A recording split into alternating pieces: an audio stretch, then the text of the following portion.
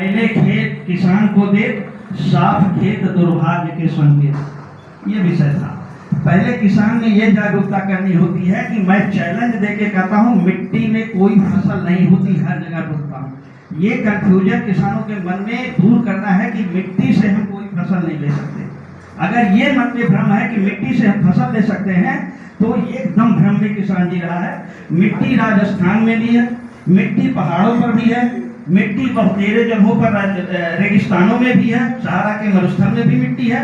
सब जगह फसलें नहीं होती।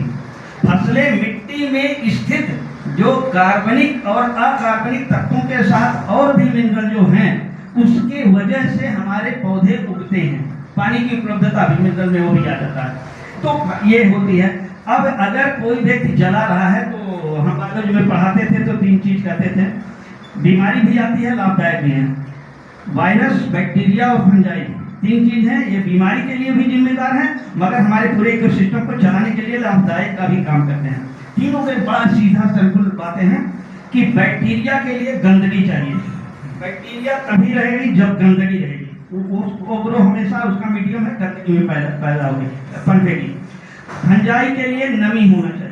मॉइस्चर अगर नहीं है तो फंजाई डेवलप नहीं करेगी। ऐसा आप बचाव भी बीमारी में कर सकते हैं और अपने आप को सुधार भी सकते हैं। दूसरा है कि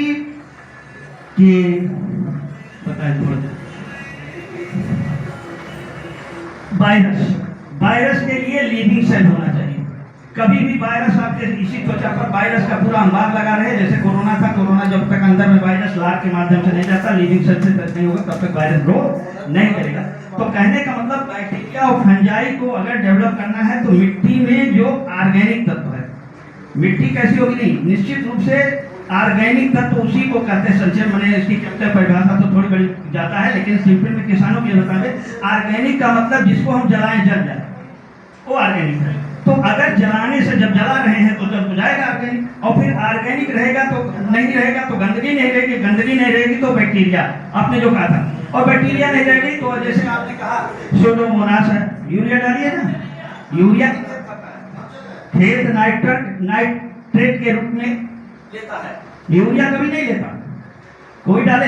जब तक वो नाइट्रेट में 3, 4, 48 से 72 घंटे लगते हैं वो कन्वर्जन, जब तक वो नाइट्रेट फॉर्म नहीं जाएगा नहीं लेंगे। इसी तरह से फास्फोरस आप जो डीएपी, ये बैक्टीरिया ही कन्वर्ट करते हैं। किसानों के अंदर जो सिद्धार्थनगर की समस्या है वहाँ थोड़ा आपस में विद्वेष की बात है, प्रशासन की भी लापरवाही है, और कुछ किसान अपने आप को इतना बड़ा विशेषज्ञ। हम बस्ती में छोटे छोटे किसानों ने कम जागरूकता नहीं फैलाई, लोगों को कम नहीं समझाते हैं, धीरे धीरे उसका इम्पैक्ट लोगों को दिखना शुरू हुआ।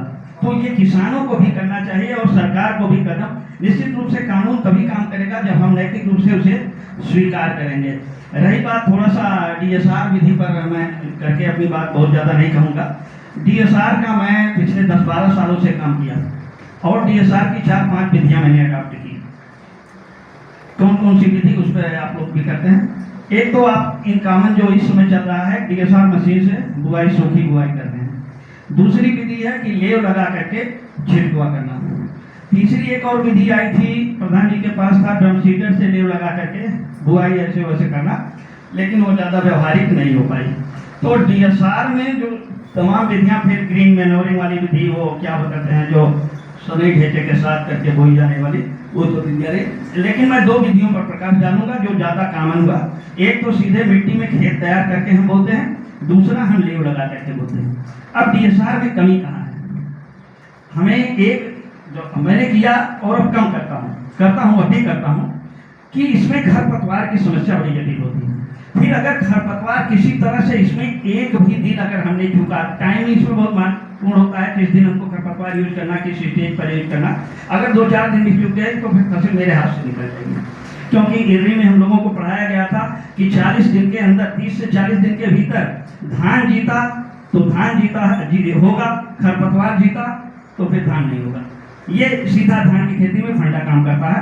तो डीएसआर विधि में हमारी जो लागत है, हम कम करने की दिशा में तो बढ़ते हैं, लेकिन अगर हम खरपतवार से चूकते हैं तो हमारी लागत बढ़ जाती है और पैदावार घट जाती है।